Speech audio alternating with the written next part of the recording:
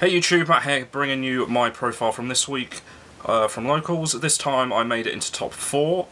We had 5 rounds of Swiss because we only had a top 4, so this is my profile, then I'll quickly go over my matchups. So I was playing Fire Fist, Traptrix, hand deck. Don't have the money for the artifacts obviously because of losing my deck, so this was a relatively cheap deck to get into. Tried it out on Dev Pro and DN and really enjoyed it. So we've got the 1 Wolf Bark, the 3 Bear. So that's it for the Fire Fist engine, the hand engine, the 3 Fire Hand, 3 Ice Hand, then the Traptrix engine, 3 Murmurello, and 2 Dioneer. And that's it for the monster lineup. I did try a version with card Ds, but I've since then put supply units in. For the spells, the 1-ofs, 1 Book of Moon, 1 Dichotomy, 3 Tenki to search out the Bear and the Wolf Bark, 3 Pot of Duality. Most of the time you're only normal summoning in the deck just to get a Bear to search a Tenki, or you're just setting a Fire Hand, so Pot of Duality is fine. 2 Forbidden Lance. Was playing these over MST. MST is still good, I'm still siding them, but these are really strong, especially with your Bears, because if you're poking over something or you're getting attacked, having a Forbidden Lance and then getting your Tenki off that is just lovely. Then the last of the spells is the 2 Supply Squads. Still not 100% sure on these. The reason I put them in is basically because of the hands. Because with the hands, when they get destroyed, obviously you get your pluses off them all the time. With this you get even more pluses because you obviously get your draw as well. The only thing about these is because I'm running a lot of continuous spells and traps, so I'm running the Tenkis, Fiendish Chains, Call of the Haunted, and these, it can become very cloggy, which is initially, I did have this at 3, but I cut it down to 2.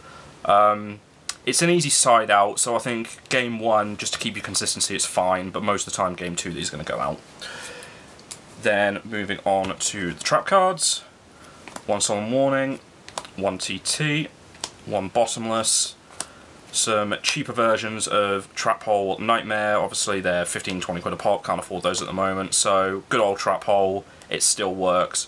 Void Trap Hole being similar to Trap Hole Nightmare, it's just got to be a 2000 attack monster, then it negates the effect and then destroys it, so it's still fairly decent.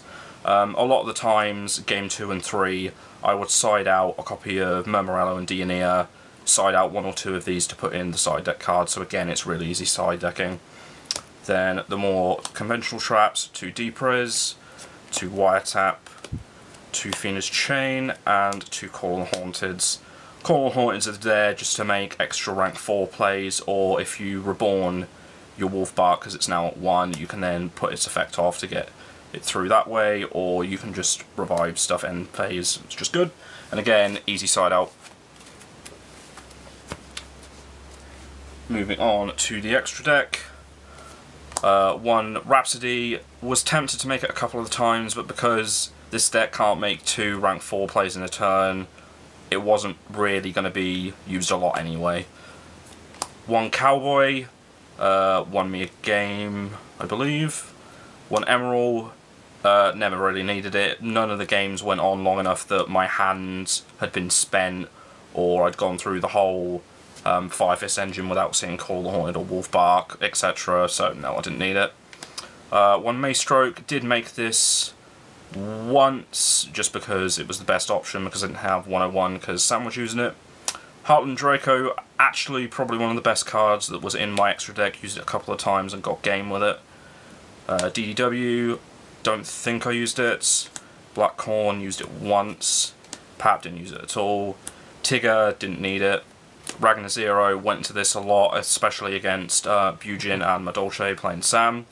Sam hates this card with passion. Yeah, worst card, I hate it. Kangorn did make this, I believe, against Lewis. Lewis summoned Chidori, targeted whatever monster I had. I also had a Tenki on board, so I changed the target to the Tenki to put that back to the top of the deck. 1 Utopia and 1 Pearl. And then the side deck. Side deck is still pretty randy because I don't have Veilers, Maxis anymore. 1 T-King, didn't side it in. Oh yeah, one thing I'll say about my side deck is in every single match I could have sided in all 15 bloody cards. In most matches I sided in 6 to 10. So yeah, 1 T-King, 1 Soul Drain, 1 D-Fish, 1 Macro, 2 Iron Wall. I broke the game with this because I was half asleep and activated both of these at the same time, and apparently that breaks the game. 2 Mind Crush. These got sided in against Lewis. Got this turn 1, set it. Turn 2, he puts out Hunting Ground, summons a Dancer, targets Mind Crush. I think at the moment I had a Tenki and a Bear in hand, so I thought, fuck it, I'll just call something, see what happens, because I'm not really going to lose anything out of my hand no matter which one is picked. So I call Channeler, has 2 in hand, he scoops. Did you side them in against me out of interest? No. Okay. I don't think so, did I? I may have done. If I didn't, I should have. Because literally, again, I could have sided in everything. Then 2 MST, 2 Fossil Diner. Fossil Diner I really like with this deck, because as soon as the opponent sees the hands, they'll instantly think it's a set card. Like when you're playing Light Swans, they'll think every set card is a Raikou. So when this gets flipped, it's amazing. And then in the match I had against Louis playing Bujin, he actually mind controlled this twice, which made him quite salty. Speaking of mind control, I sided that as well. A lot of rank 4 decks going about nowadays. My deck is totally rank 4, so I sided in against Bujin.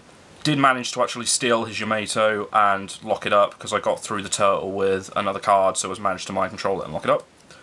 Then 2 Light Imprisoning Mirror, which was for Light Swans and Bujins. So, I'll just get things out. Just bear with me. So we'll get a Murmurello, an Ice Hand, and a Wolfbark. Wolfbark is shinier. So I'll just get the matchups from my phone. I've only got the matchups, I didn't write anything down in details. So game 1 was against one of the kids, so that was obviously going to be a straightforward win, but that's fine. Game 2 was against Louis, was a really tight match, went all 3 games. Game 1, he got game 2 and 3 I won. They were both real grind games. We both enjoyed it, and I ended up getting on top of that. Game 3, I went against Brad and got absolutely destroyed. He just opened God both. There was literally nothing I could do. Both games he went double Priestess on me turn 1/2, and in game 2 he got 2 Priestess, opened 2 Priestess, 2 spells, and like just traps, so it was just God hand basically. Game 4 was against Lewis. I think that was 2-0. Game 1 was relatively straightforward. He didn't really draw that well. No, it was 3 games actually, that's a lie. So yeah, game 1 he won.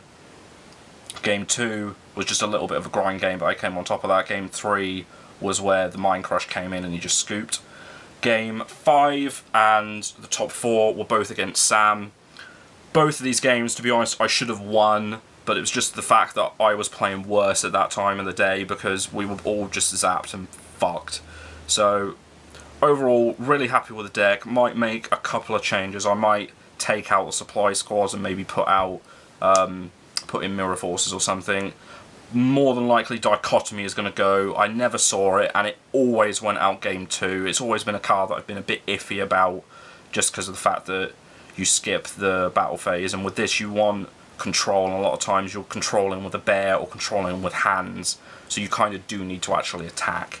If you had the soul charges, would you probably use them in that place? Yes, I would tech 1 soul charge in that position because it would be worth it, especially you've got, again, with soul charge you've got Wolfbark plays, and you can just bring back other stuff to go rank 4 plays. And also you've got the MST that Murmillo would become, the extra back row that Dioneel would become as well. Yep, exactly, so it would be just a good card to put in. So that will be it for the profiles this week. The next video is going to be the competition video. I've said it twice on video now, so hopefully I'll actually bloody do it. So look forward to that and see you next time.